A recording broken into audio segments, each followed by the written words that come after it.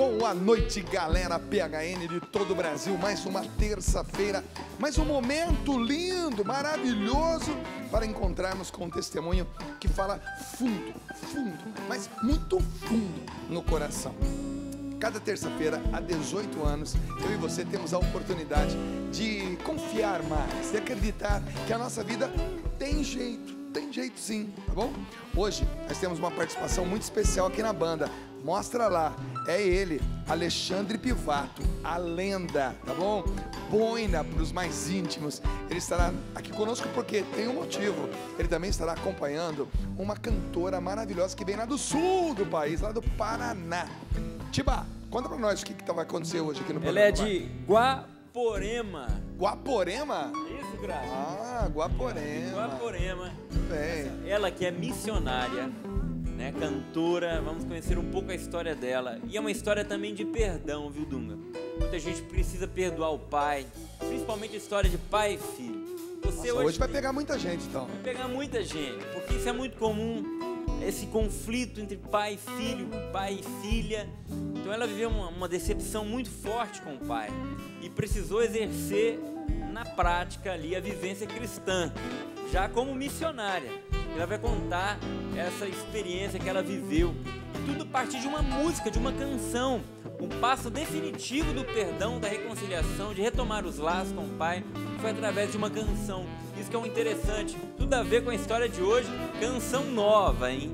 Vamos entrar em detalhes do que aconteceu, onde Deus intervém na história dessa menina e a fez uma grande evangelizadora hoje. Maravilha, então tá aí a dica do programa hoje, o tema do programa é perdão. Tá precisando perdoar alguém? Tá precisando voltar atrás do que disse? Tá precisando avançar no amor na sua vida?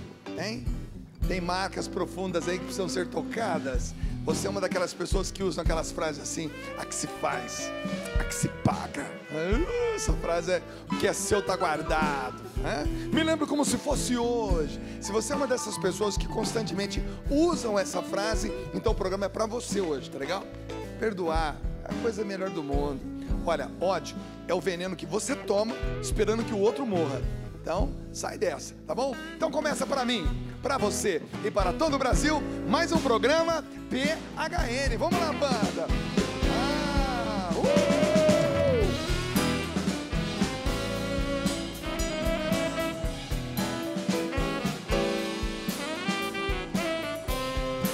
Essa é das antigas, hein? Vamos lá!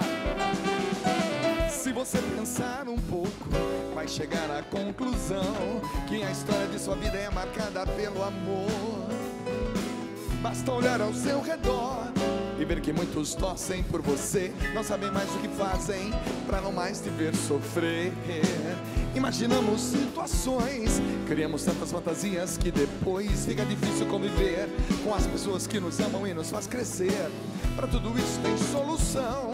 Deixa a saudade invadir seu coração. Escuta, enxergue e sinta, você tem sido o alvo de toda atenção. Acorda pra vida, levanta a cabeça, começa de novo, e nunca se esqueça, ninguém é perfeito não. O amor só acontece, sabe quando? Sabe quando? Se a verdade aparece e a gente se compadece. Hoje é o seu dia de perdoar, se prepare, se acomode na cadeira, no sofá, toma uma água, vem com a gente, é até a meia-noite o programa. Vamos lá? Mais uma vez, só pra você. E se você pensar um pouco, vai chegar à conclusão que a história de sua vida é marcada pelo amor de Deus. Basta olhar ao seu redor e ver que muitos torcem por você, não sabem mais o que fazem pra não mais te ver sofrer. Imaginamos situações, criamos tantas fantasias que depois fica difícil conviver com as pessoas que nos amam e nos faz crescer. Pra tudo isso tem solução. Deixa a saudade invadir seu coração. Escuta, enxergue e sinta, você tem sido o alvo de toda atenção. Acorda pra vida, irmão.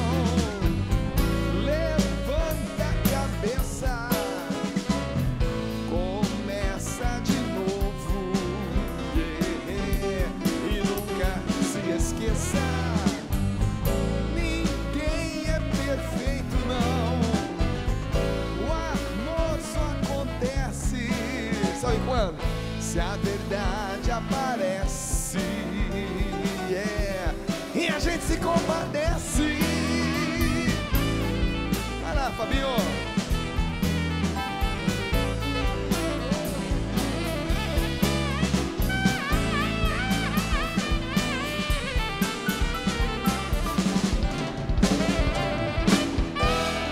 Maravilha! Essa música foi gravada em 2001 e o arranjador do disco, Água Humilde, que até hoje eu considero um dos melhores, se não o melhor CD que eu já gravei, está aqui hoje, ele, Alexandre Pivato, que eu tenho a alegria e a satisfação de cumprimentar mais uma vez. Tudo bem, irmão? E não é enchimento de bola, não. O cara é fera. Ele só não é mais lenda do que o boy, porque não é tão velho quanto o boy, né? Que o boy não me escute aqui agora, né? Ô, boy, você é o cara, você é o melhor de todos, boy. Sem você, os outros aqui não existiriam. O boy dorme cedo, fica tranquilo. O boy dorme cedo, né? Tá, papai. Já... Ô, boy, um abraço para você. Mas, boy, muito obrigado. Que alegria tê-lo aqui mais uma vez. Aliás, tê-lo a banda toda, né? Fabinho, Rogério, Felipe, a cara do pai, lindo, como sempre. Boina, aqui ela, a parte bonita da banda, Luciana Cita, né? Que bacana, essa menina é demais. E ele, a lenda dos teclados, o filho mais novo do Eugênio Jorge, ele, Biscuit, gente boa demais. O seu filhão ali, o Felipe, ele teve forte influência do Boina ali, ele contava, ele sempre vira falando as referências dele, quando o Boina tocava, era o que mais chamava a atenção dele na música da Canção Nova, as referências foi Boina. Aliás, se depender de referência, o Felipe vai ficar bom, porque ele dormiu em case, bumbo de bateria, ele acompanhava a banda e pediu R$1 para todo mundo, lembra? É tio, né? Picolé era 50 centavos, ganhava R$1, estava para 2. Beleza, e hoje está aqui com a gente. Bom, gente, vamos direto para o programa, porque hoje eu tenho a maior alegria. Eu participei do CD dessa missionária, dessa cantora. Eu conheço bem a ela, conheço bem o seu esposo, o Gil, que também está aqui, que no final a gente até mostra o Gil. Dá uma colher de sapo pro Gil, né? O Gil até passou até maquiagem, eu não vou mostrar o Gil. Mas é uma pessoa maravilhosa. Já tive a oportunidade de sair em missão pelo Sul, né, lá no Paraná, várias cidades. É uma pessoa maravilhosa, que está escrevendo uma história linda de evangelização, como cantora, como pregadora, como pessoa que chega para dar testemunho. E hoje, mais do que cantar, ela também vai cantar, mas ela vai contar um pouquinho dessa história que o Tiba deu uma pequena introdução. Então, tá pronto o groove aí? Então, vem para cá. Minha amiga, ela é mãe de um filhinho maravilhoso, e através de uma grande decepção, né, com o próprio pai, mas também foi um ponto decisivo da sua conversão, porque entrou aí a palavra perdão. Vem para cá, minha querida amiga Graciele, com 2 L's. Vem pra cá.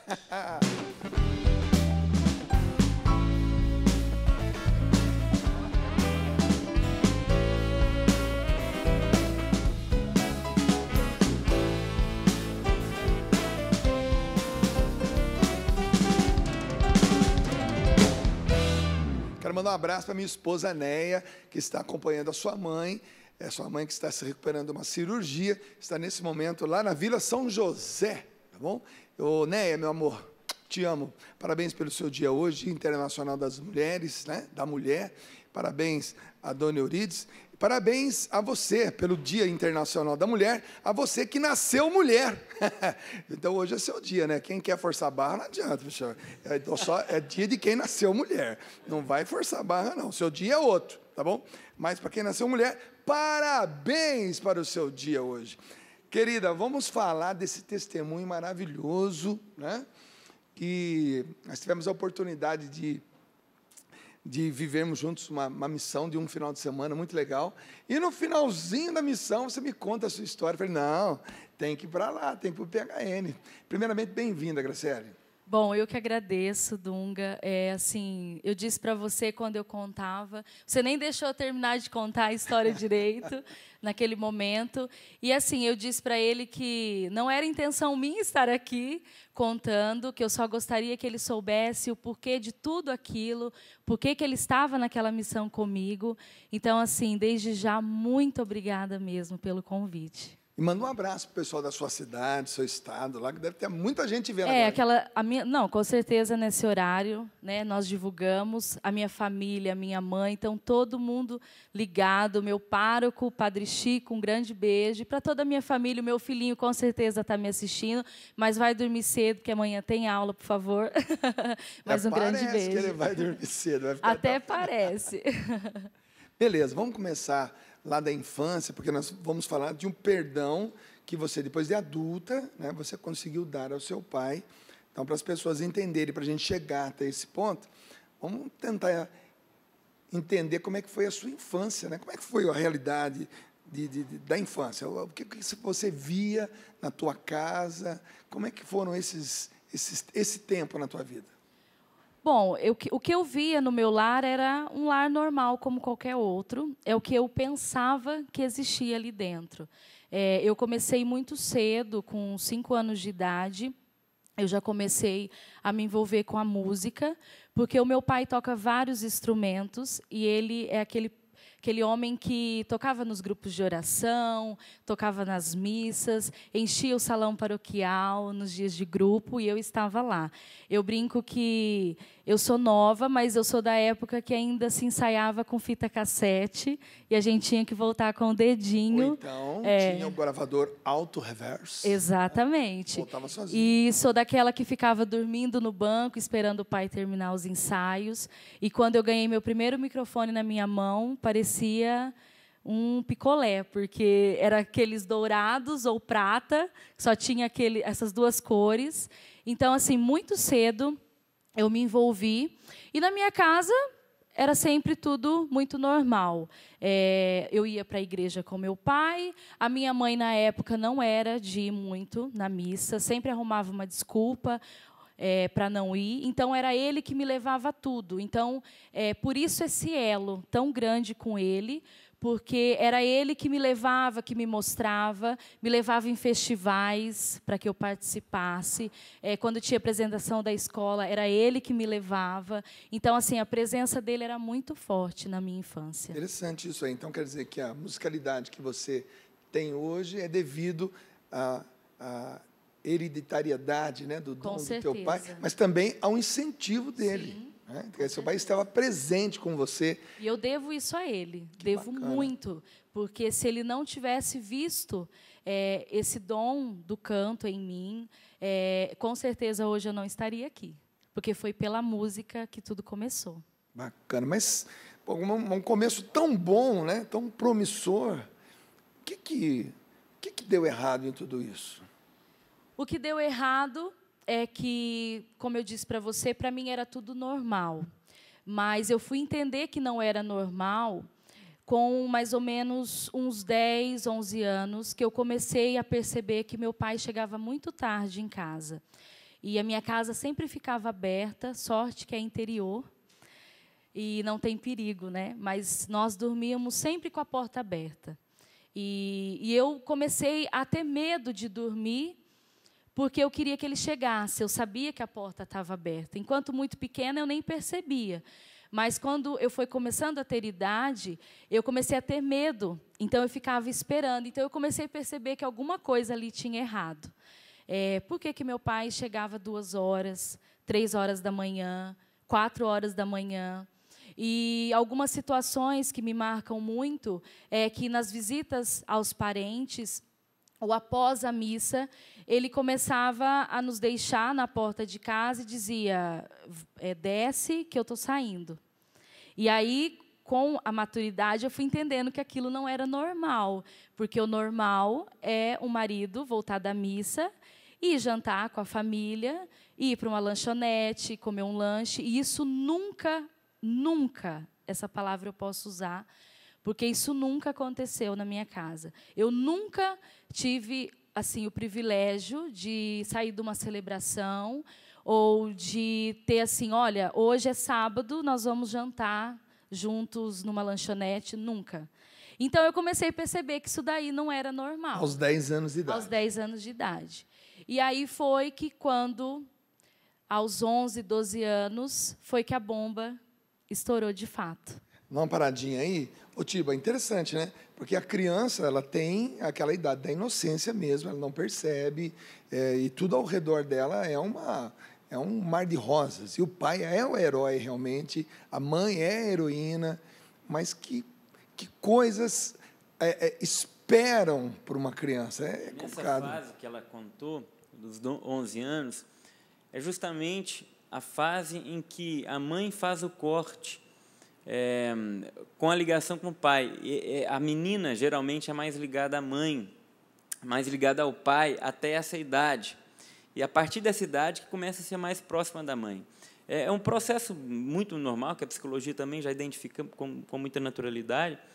E ter detectado essa dor, essa decepção, justamente na fase que ela era mais apegada ao pai, isso é uma dor muito grande, porque é o herói, é o tudo da vida da pessoa, né? Então, quando a menina se coloca o coração todo ali, o pai é o primeiro amor, vamos dizer assim, né, para aquela menina. Então, tem que haver o corte, inclusive, da mãe nessa fase, porque a mãe começa a se aproximar mais da filha, e o filho, ao contrário, também acontece, invertido, em relação à mãe e o pai. Então, nesta fase, onde ela precisava ter as melhores referências, onde aconteceu, ela descobriu que justamente ali, quando ela era mais se reportava ao pai, foi a fase que o pai foi infiel a ela. Então, não, a infidelidade do marido não é só com a esposa, né?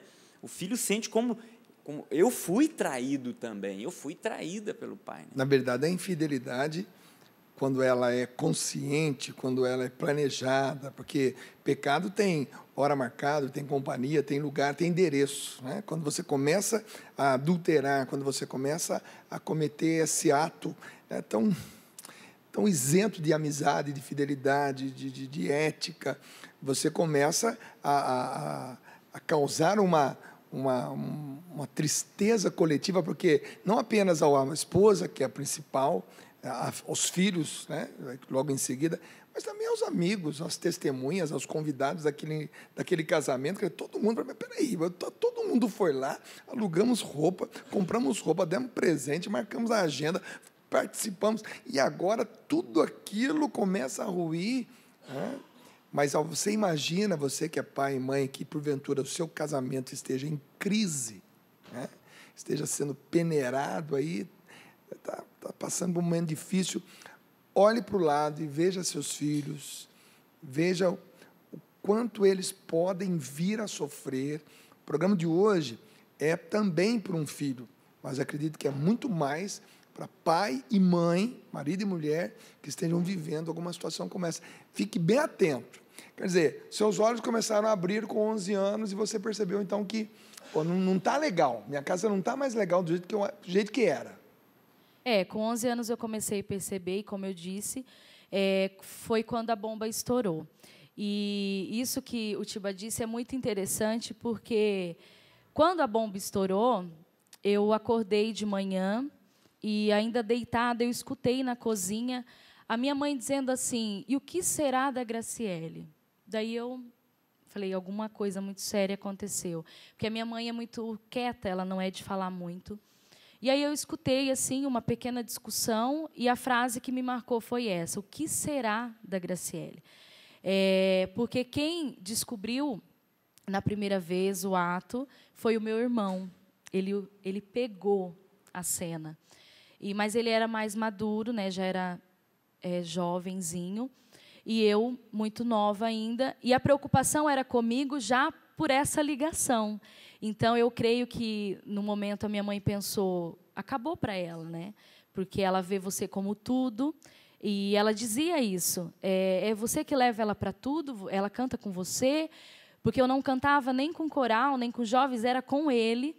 E então, acabou tudo ali. Ela foi tão sensível ali na hora que ela sentiu que aquilo iria me fazer muito mal, e como me fez muito mal. E aí foi descoberto tudo. Ele não teve como negar, porque o meu irmão pegou. E então ele acabou confessando, pedindo perdão ali naquele momento.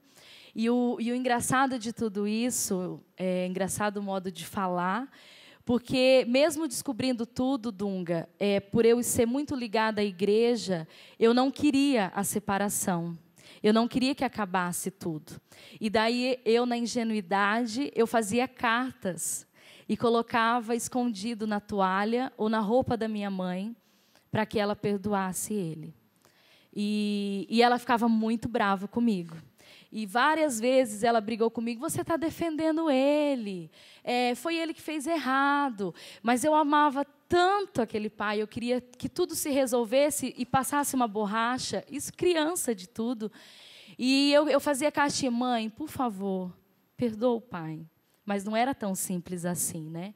E aí começou uma discussão muito grande, onde ele acabou saindo de casa por alguns dias, mas depois disse que nunca mais faria, e a minha mãe acabou trazendo de volta, mas quando ela trouxe de volta no primeiro momento, eu tive que montar um quarto nos fundos para o meu pai.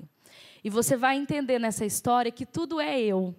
É eu que tenho que montar esse quarto, é eu que tenho que esquentar a comida, é eu que tenho que arrumar a roupa. Então, você vai percebendo que acaba sendo eu que estou ali no meio de tudo isso. Quando tinha as brigas, era eu que ia separar. Quando a violência aumentava, eu que tentava separar. Então, parecia sempre que eu estava do lado dele. E daí o meu irmão e ela sempre ficavam muito bravos, porque parecia que eu estava passando a mão na cabeça. Mas não era. Era um sentimento de filha que amava aquele pai, independente de tudo, e que queria que, no outro dia, nada tivesse acontecido. É um pouco pela ingenuidade até de imaginar a solução de um problema, que é um problema profundo. Quando alguém ofende alguém, não existe um aparelho, né, que meça a profundidade da ofensa, né? Não tem como saber a profundidade do golpe, né, daquela apunhalada. Então, para a criança que está acostumado a dormir chorando e acordar para brincar de novo com a mesma pessoa que a ofendeu, que brigou, que bateu, criança perdoa fácil. E é fácil para a criança imaginar que adulto também perdoa fácil. Mas imagina o que é descobrir ao longo do tempo, né, dos anos que viriam pela frente, que é difícil perdoar, né?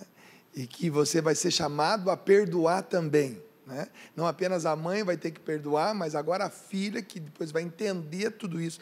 Olha, eu gostaria que ninguém passasse por crise, mas se você vive uma crise, e se você está pertinho de vias de fato da separação, se você já se separou, pense em como os seus filhos pensam.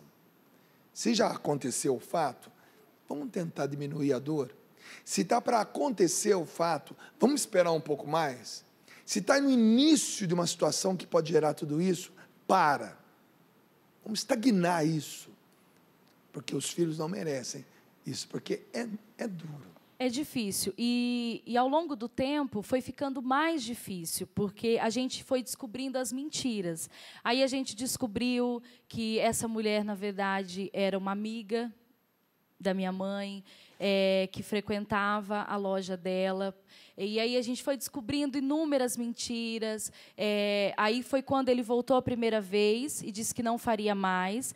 E depois de alguns meses, a gente pegou ele falando no telefone com a mulher de novo. E aí a minha mãe pegou a extensão e ouviu, e aí perdeu o controle e foi para cima, partiu para cima e chegou até machucá-lo com uma vassoura, porque mulher gosta de pegar logo uma vassoura na mão. E eu me lembro muito bem desse dia. E aí começou assim, a minha mãe não conseguia dormir mais. Ela acordava no meio da noite muito agitada, chorando muito. E até teve um momento desse, que é um dos que mais me marcou, das brigas, porque ela acordou no meio da noite, pegou uma faca e queria ir para cima para matar. E aí o meu irmão acordou assustado e segurou ela, tentava segurar, e eu tentando ali ver o que eu fazia, e eu dei um grito muito forte de para. Assim, eu gritei muito forte e as minhas cordas vocais se abriram. E aí eu fiquei um tempo sem poder cantar. E aí foi mais difícil. e aí eu tive que fazer fono. E aí eu fazia fono chorando muitas vezes, porque eu sabia que as minhas cordas vocais tinham se aberto por conta daquilo, porque ela perguntou para mim, mas o que aconteceu? Você deu um grito muito forte para ter acontecido isso? Aí eu disse que sim. Eu tinha vergonha de falar, às vezes, o porquê. E daí eu fiz o tratamento e voltou. Mas, assim, cada dia que passava, a gente descobria alguma coisa. Ou que ele saía na rua e dizia que era viúvo, ou dizia que era solteiro, ou dizia que não tinha filho. Infelizmente, o meu pai tinha muito esse problema da mentira, né? Porque, às vezes, a pessoa só trai, vai lá, tem um relacionamento e se volta, pede perdão, mas naquele momento ele não conseguia, a gente sentia que ele não conseguia.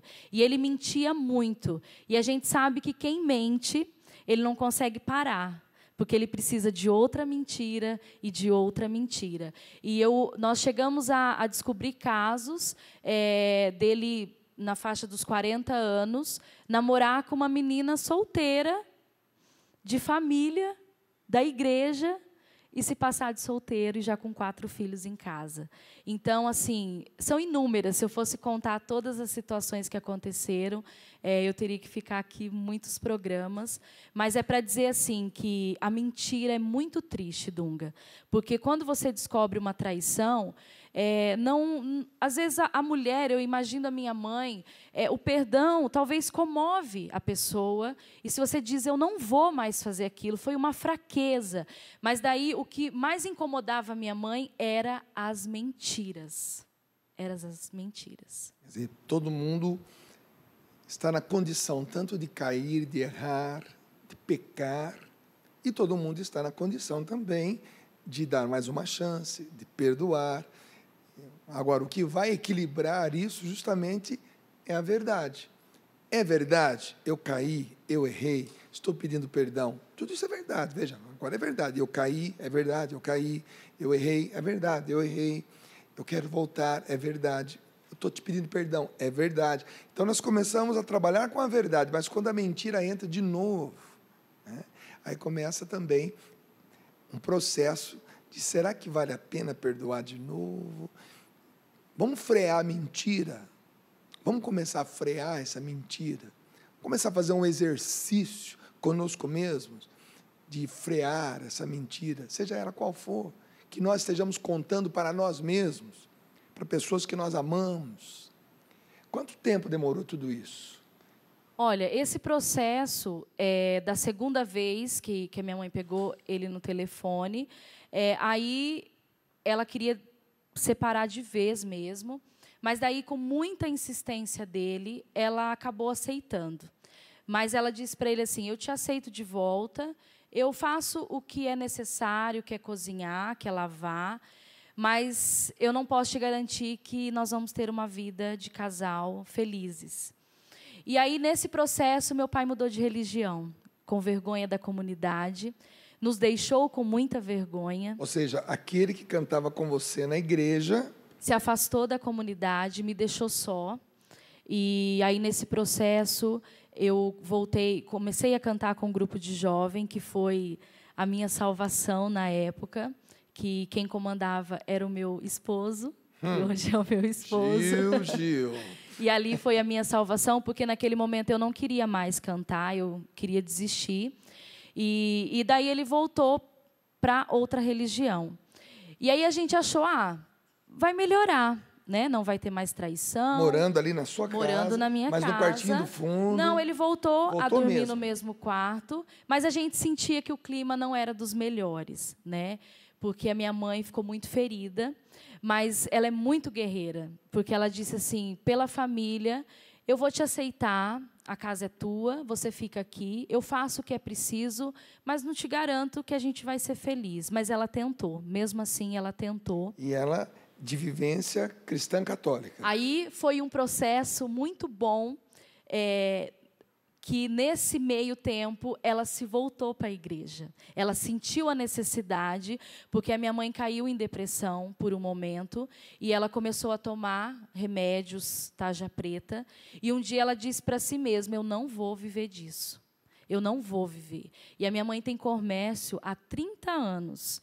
E aí os viajantes chegavam, Dunga, os amigos, e viam minha mãe chorando.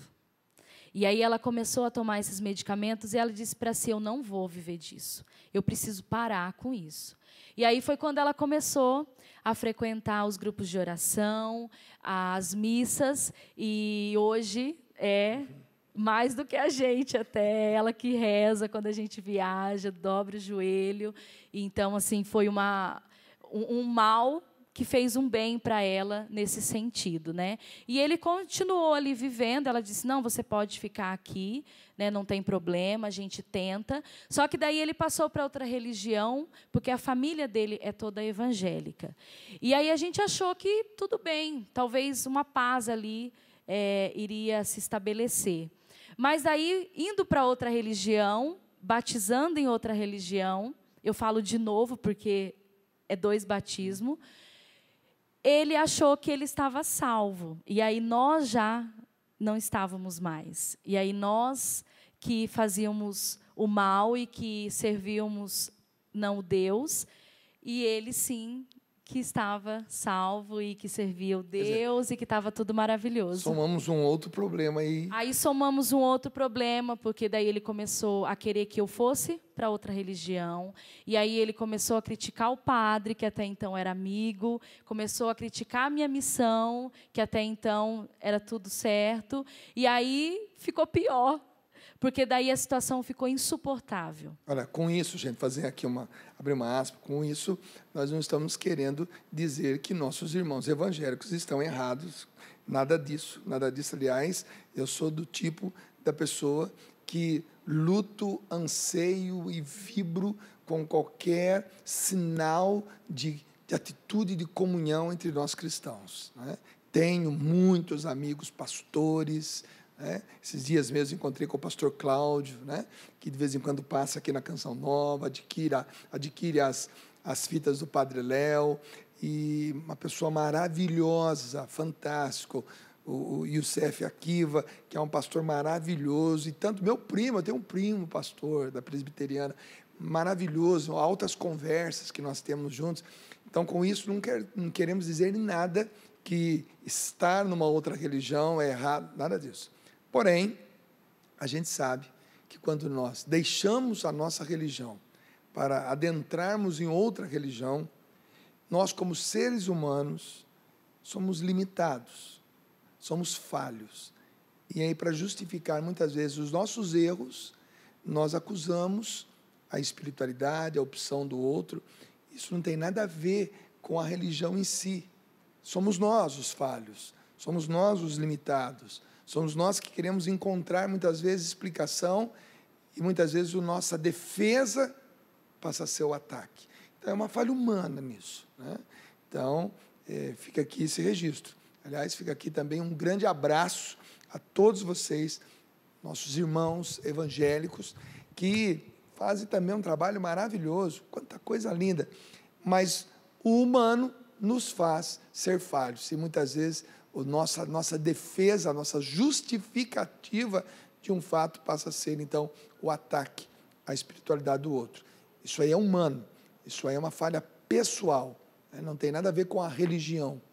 Então, tem que fazer esse registro. Mas ficou pior, realmente, porque aí entrou essa outra falha humana. Exatamente. E eu também, assim, digo que eu também não estou falando, porque a minha família toda, do lado do meu pai, é evangélica, desde que eu me entendo por gente, né? Meu avô foi criado na igreja evangélica, então não é por isso, pela igreja. Eu amo toda a minha família, eles me apoiam demais. Tem muitos que estão assistindo o programa, os meus irmãos aqui de São Paulo, principalmente. Então, não é esse o caso. Mas ali, naquele momento, ele fugiu. Eu digo que ele fugiu da realidade ali, da comunidade, com vergonha, porque ele estava sempre ali em cima do altar, né, servindo através da música, e, de repente, todas as pessoas que confiavam. É isso que marca muito a nossa vida, né? A decepção está aí. você tem uma pessoa que é exemplo para você e para toda a comunidade. As pessoas iam no grupo para ouvi-lo tocar e ouvi-lo cantar, e de repente você descobre que essa pessoa não é aquilo que aparentava, né? E nós somos uma família muito conhecida na cidade, então aparentemente estava tudo ok. Então eu digo que foi uma fuga. E ficou pior mesmo, porque daí ele achava até que ele era melhor, servia mais a igreja do que os que já eram evangélicos, né? Então eu falo assim que o que era para ficar bom ficou ainda pior, né? Nesse processo da passagem dele para a igreja evangélica. Nessa fase eu tinha 15 anos. 15 anos. E eu não me esqueço, porque foi quando eu comecei a namorar. E eu tive um sério problema, que o meu primeiro namorado foi quem descobriu, junto com o meu irmão, a traição do meu pai. E ele dizia para mim: eu jamais pedirei a tua mão em casamento para o teu pai. Eu não gosto nem de ir na tua casa. Você imagina para mim, jovenzinha, ter que escutar isso. E aí foi quando, com 15 anos, naquela idade, né, do aborrecente, que com essas palavras do meu namorado, eu comecei a olhar e falar assim: quer saber de uma coisa? Para que eu vou ser certinha, se o meu pai fez tudo errado? Se era ele que tinha que ter feito tudo certo, ele fez tudo errado. E eu comecei a ver que dentro de mim alguma coisa me puxava para não mais ligar. Porque eu sempre tentei fazer as coisas no caminho. Eu era daquela que não ia na festinha do amiguinho para ensaiar para a missa. Então eu tive essa infância bem assim, regrada com ele. Então eu falei: quer saber de uma coisa? Chega, não vou mais faltar em festa, não vou mais obedecer. E aí eu comecei a querer ficar rebelde, né? E aí a minha mãe começou a ficar preocupada, porque a minha mãe, ela falava assim: pelo amor de Deus, não me decepcione. Já não basta a decepção que eu tive aqui em casa.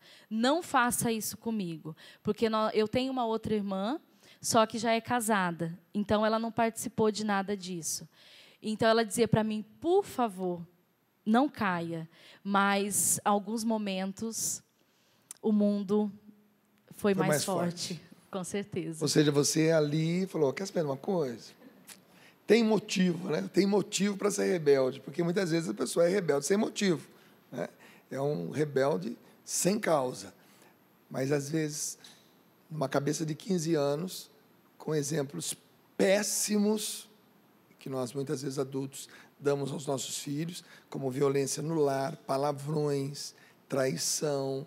Muitas vezes, nós não estamos percebendo, nós adultos, mas para os nossos filhos, que estão na fase da formação, muitas vezes nós damos péssimos exemplos. É uma atitude egoísta, né, Dunga? É muito comum. O egoísmo do próprio casal, por causa dos conflitos, pensam só em si, em se defender, em descarregar a raiva. Tem o direito de ser feliz. Sim, até a vontade de descarregar toda a raiva que está sentindo.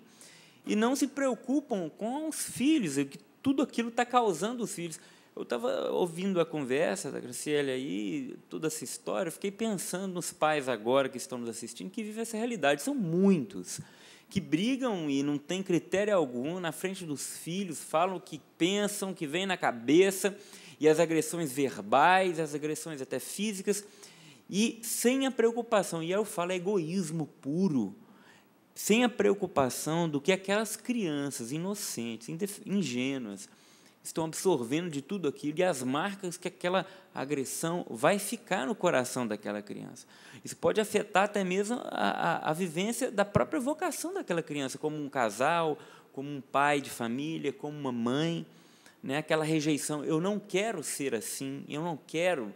Então, isso pode prejudicar a vida daquela criança, né? O aprendizado na escola, o rendimento dela nos esportes. Eu tive vários amigos da minha infância que iam muito mal na escola, e hoje a gente entende o porquê que eles iam tão mal na escola, sendo que eram crianças e adolescentes inteligentes, mas hoje a gente sabe que a consequência era justamente, aliás, a causa era justamente famílias desestruturadas que mandavam para a escola crianças que tinham acabado de ouvir uma discussão, que tinham acabado de ver uma cena. Como é que essa criança chegava na escola? Como é que ela se comportava na escola? Enfim, crianças revoltadas no esporte, eram agressivas porque viam um pai agredir a mãe.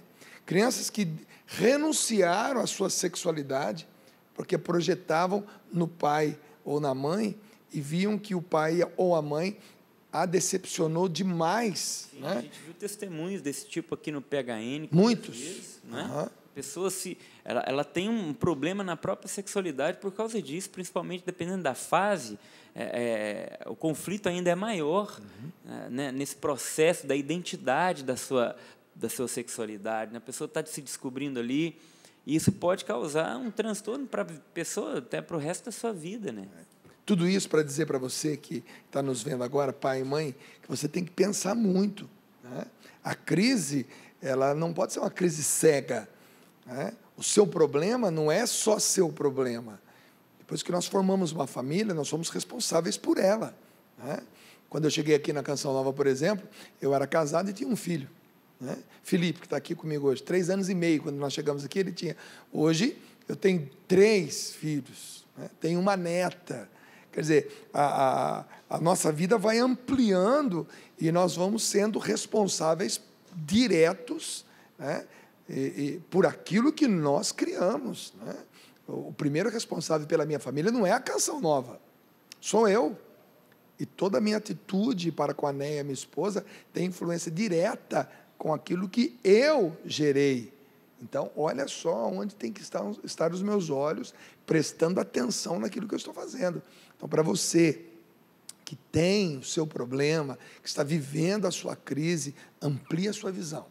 Saia dessa visão que é só você e o cônjuge, amplie a sua visão. Veja quem está vendo a briga, veja quem está vendo a porta bater, né? As palavras pesadas dentro de casa, porque muitas vezes aquela criança está sendo mal formada, ou até mesmo deformada por uma atitude impensável e egoísta, né? Da nossa parte, dos adultos, digamos assim. Ô Graciele, mas nosso tempo agora do primeiro bloco já está acabando, mas ainda você vai cantar para nós nesse primeiro bloco. Vamos sair daqui com a Graciele cantando. Mas uma outra pergunta essa adolescência e essa juventude, toda ela, compreendeu em quantos anos? Porque depois do intervalo nós vamos falar do perdão. Mas quanto tempo você viveu isso tudo, esse drama? Pai saindo de casa pela primeira vez, pai saindo de casa pela segunda vez, pai trocando de religião. Quanto tempo isso durou? Olha, é difícil falar sobre isso porque há pouco tempo aconteceu a segunda vez, né, que é onde causou toda a revolta e o perdão, mas que eu vou deixar para contar essa segunda parte depois, porque é o desfecho de tudo isso, e daí vem a parte boa. Mas essa fase dele dentro de casa, aí durou até depois do meu casamento. Porque, como eu disse para você, a gente achou que tinha acabado, mas não tinha acabado. E, assim, foi tudo muito difícil, porque, como eu disse, por conta da religião, só que daí eu precisava casar, né? Chegou a fase, e eu conheci o Gil, e, nesse processo, eu conheci o álcool, nesse processo, eu experimentei o cigarro, eu ia para a faculdade e eu fumava escondido. Isso muita gente não sabe. Muita gente não sabe que, mesmo eu engajada na igreja, eu bebia para esquecer tudo que estava acontecendo. E, no fundo, eu queria ser do mundo, né? Eu sempre digo assim, que eu não era para estar aqui e eu era para não ter dado certo, porque eu não queria dar certo. Eu sou o contrário de muitos jovens que não deu certo e quer dar certo. Eu estava no caminho, mas pela rebeldia eu não queria mais. Eu queria abandonar tudo, e aí eu conheci o Gil, que nós ficamos namorando 6 anos, e a gente festou esses 6 anos. Foi quando eu conheci todo esse mundo. Chegou um momento, Dunga, que eu tinha algumas amigas que fumavam maconha, e na escola elas levavam, isso em colégio particular, elas levavam a maconha para a escola, e um dia eu falei assim, eu quero, me dá, por favor, deixa eu experimentar. E aí ela disse, não, você não. A gente sabe que você canta na igreja, que você sai aí para esses retiros, que eu já ouvi você falando, e você não. E ali, naquele momento, eu senti que tinha um mover de Deus para a minha vida. Porque eu creio que poderia, qualquer outro momento, elas terem me dado. Porque eu ficava no mesmo ambiente que elas fumavam, e daí, como elas não queriam me dar a droga, eu usava cigarro, que é a mesma coisa, e bebia muito, muito, muito mesmo. E, em um determinado momento, eu percebi que, se eu continuasse bebendo da forma que eu estava, eu ia virar alcoólatra. Eu comecei a perceber isso. E que eu não bebia porque eu achava gostoso, mas eu bebia para esquecer os momentos, para achar que tudo estava maravilhoso, e, na verdade, não estava.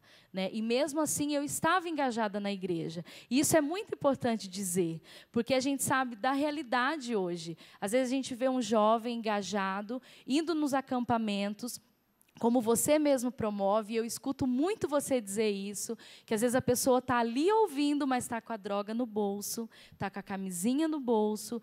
Então, é muito importante dizer, eu estava ali, sim, participando, mas muitas vezes, Dunga, eu cheguei de madrugada, vomitei, eu mesma limpei, e 6 horas da manhã eu fui para a missa da ressurreição.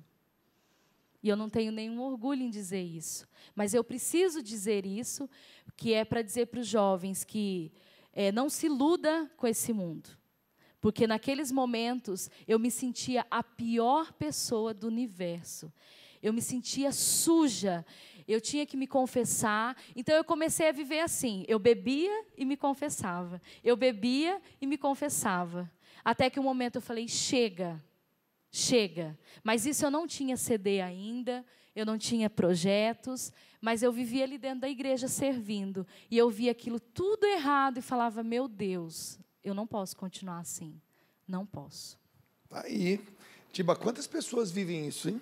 Quantas Deus. pessoas administram isso dentro de si, né, querendo dar uma resposta para si mesma, para o mundo, né? E vive Mas um processo de frustração escravas desse passado. Não, e vive uma frustração muito grande, principalmente quando há esse dualismo, né?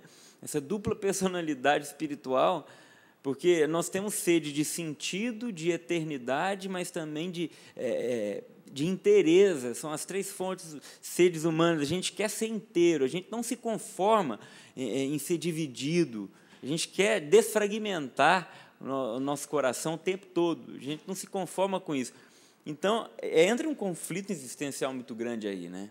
Ou seja, as pessoas querem fazer aquilo que a ciência diz, uma dicotomia, né? Uma palavra grega bonita, dicotomia, mas querer separar aquilo que não dá para separar. Você não tem um corpo, você é um corpo. Né? Corpo, alma, espírito, é uma coisa só. Não dá para você fazer o que você quiser com o seu corpo e a sua alma não ter consequências profundas nela. Mas você ia falar uma coisa? Eu tenho 2 recadinhos aqui. O primeiro é da marcha, a 4ª Marcha pela Vida, que vai acontecer no Rio de Janeiro. A gente já vai se preparando para ela aí, porque vai ser um grande momento onde vamos clamar aí a cultura da vida no nosso país. Você vai estar lá também? Vou estar, se Deus quiser. A gente está combinando de estar junto lá com o pessoal. Quando vai ser?